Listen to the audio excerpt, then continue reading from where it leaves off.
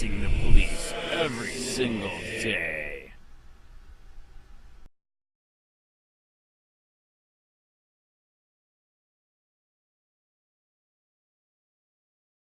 Government shutdown or not, the police state will continue to flourish.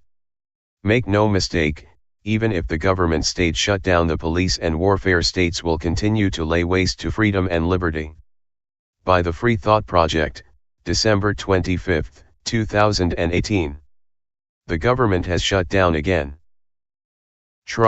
At least, parts of the government have temporarily shut down over President Trump's demand for a $5 billion border wall.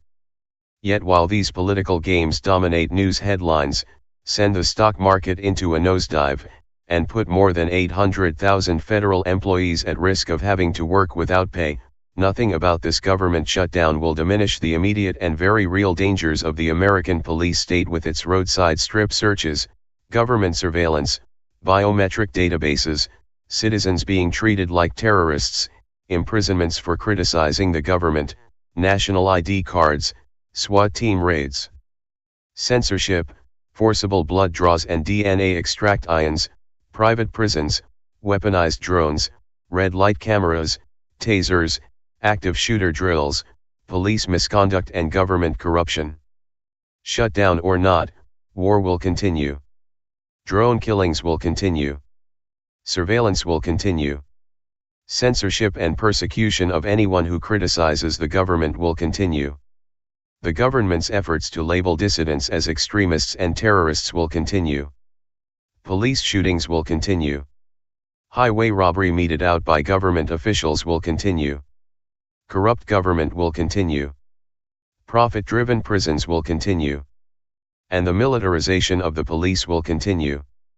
Indeed, take a look at the programs and policies that are not affected by a government shutdown, and you'll get a clearer sense of the government's priorities, which have little to do with serving taxpayers and everything to do with amassing money, power, and control. Not even NORAD, the North American Aerospace Defense Command that tracks Santa Claus route across the globe, will have its surveillance efforts curtailed one iota. Surveillance will continue unabated. On any given day, whether you're walking through a store, driving your car, checking email, or talking to friends and family on the phone, you can be sure that some government agency, whether the NSA or some other entity, is listening in and tracking your behavior.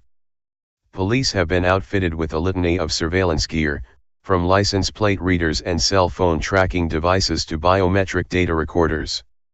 Technology now makes it possible for the police to scan passers-by in order to detect the contents of their pockets, purses, briefcases, etc. Full-body scanners, which perform virtual strip searches of Americans traveling by plane, have gone mobile, with roving police vans that peer into vehicles and buildings alike including homes. Coupled with the nation's growing network of real-time surveillance cameras and facial recognition software, soon there really will be nowhere to run and nowhere to hide. Government spying will continue unabated.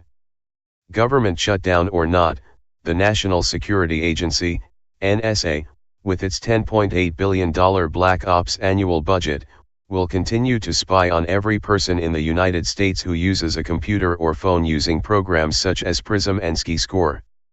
By cracking the security of all major smartphones, including iPhone, Android, and BlackBerry devices, NSA agents harvest such information as contacts, text messages, and location data. And then there are the NSA agents who will continue to use and abuse their surveillance powers for personal means, to spy on girlfriends, lovers, and first dates. Global spying will continue unabated. The NSA's massive surveillance network, what the Washington Post refers to as a $500 billion espionage empire, will continue to span the globe and target every single person on the planet who uses a phone or a computer. The NSA's Echelon program intercepts and analyzes virtually every phone call, fax, and email message sent anywhere in the world. In addition to carrying out domestic surveillance on peaceful political groups such as Amnesty International, Greenpeace and several religious groups, Echelon has also been a keystone to the government's attempts at political and corporate espionage. Egregious searches will continue unabated. Under the pretext of protecting the nation's infrastructure, roads, mass transit systems, water and power supplies, telecommunications systems and so on, against criminal or terrorist attacks, Transportation Security Administration, TSA, task forces, comprised of federal air marshals, surface transportation security inspectors, transportation security officers, behavior detection officers and explosive detection canine teams, will continue to do random security sweeps of nexuses of transportation, including ports, railway and bus stations, airports, ferries, and subways.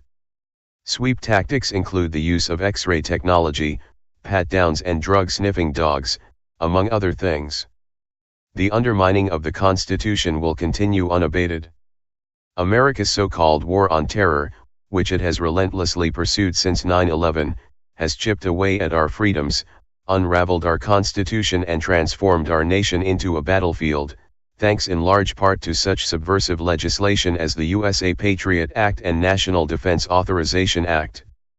These laws, which completely circumvent the rule of law and the constitutional rights of American citizens, reorienting our legal landscape in such a way as to ensure that martial law, rather than the rule of law, our U.S. Constitution, becomes the map by which we navigate life in the United States, will continue to be enforced.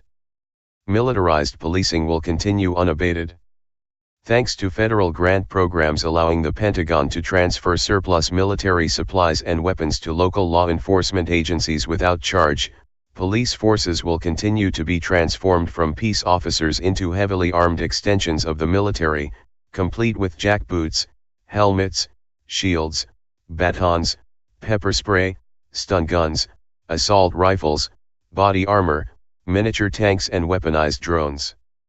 Having been given the green light to probe, poke, pinch, taser, search, seize, strip and generally manhandle anyone they see fit in almost any circumstance, all with the general blessing of the courts, America's law enforcement officials, no longer mere servants of the people entrusted with keeping the peace, will continue to keep the masses corralled, under control, and treated like suspects and enemies rather than citizens. SWAT team raids will continue unabated. With more than 80,000 SWAT team raids carried out every year on unsuspecting Americans for relatively routine police matters and federal agencies laying claim to their own law enforcement divisions, the incidence of botched raids and related casualties will continue to rise. Nationwide, SWAT teams will continue to be employed to address an astonishingly trivial array of criminal activity or mere community nuisances, including angry dogs, domestic disputes, improper paperwork filed by an orchid farmer, and misdemeanor marijuana possession. Overcriminalization will continue unabated. The government bureaucracy will continue to churn out laws, statutes, codes, and regulations that reinforce its powers and value systems and those of the police state and its corporate allies, rendering the rest of us petty criminals. The average American now unknowingly commits 3 felonies a day, thanks to this overabundance of vague laws that render otherwise innocent activity illegal. Consequently, small farmers who dare to make unpasteurized goat cheese and share it with members of their community will continue to have their farms raided. The shadow government, aka the deep state, aka the police state, aka the military-industrial complex, aka the surveillance state complex, will continue unabated. This corporatized, militarized, entrenched bureaucracy that is fully operational and staffed by unelected officials will continue to call the shots in Washington, D.C., no matter who sits in the White House or controls Congress. By government, I'm not referring to the highly partisan, two-party bureaucracy of the Republicans and Democrats. Rather, I'm referring to government with a capital G, the entrenched deep state that is unaffected by elections, unaltered by populist movements, and has set itself beyond the reach of the law. These issues are not going away. They are the backbone of an increasingly aggressive authoritarian government, formed by an unholy alliance between the megacorporations with little concern for the Constitution and elected officials and bureaucrats incapable or unwilling to represent the best interests of their constituents. When it comes right down to it, no matter how long a government shutdown lasts, it will remain business as usual in terms of the government's unceasing pursuit of greater powers and control. So where do we go from here? If public opposition, outright challenges, and a government shutdown don't stop or even slow down the police state, what's to be done? Do what you must to survive. Go to work, take care of your family, pay off your debts. All the while you're doing those things which allow you to survive from one day to the next, plan for the future and strive for freedom.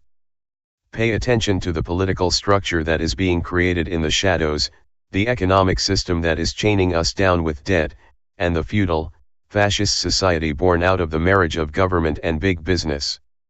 Avoid the propaganda mills posing as news sources.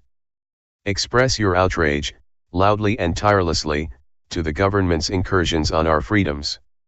Act locally, taking issue with any and every encroachment on your rights, no matter how minor, whether it's a ban on goat cheese or installations of red light cameras at intersections and on school buses, because reclaiming our rights from the ground up, starting locally and trickling up, remains our only hope.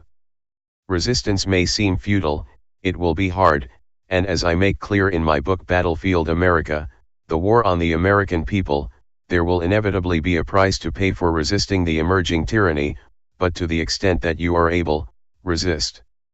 About John W. Whitehead. Constitutional attorney and author John W. Whitehead is founder and president of the Rutherford Institute. His new book Battlefield America, The War on the American People, Select Books, 2015, is available online at www.amazon.com. Whitehead can be contacted at johnw@rutherford.org. Hey Charlotte County, this is Charlotte County COPWATCH. I am using any video here with under fair use if you have criticism, reporting, teaching, etc. And please donate. I do not make money from YouTube, and there are different ways to donate in the video links. Thanks.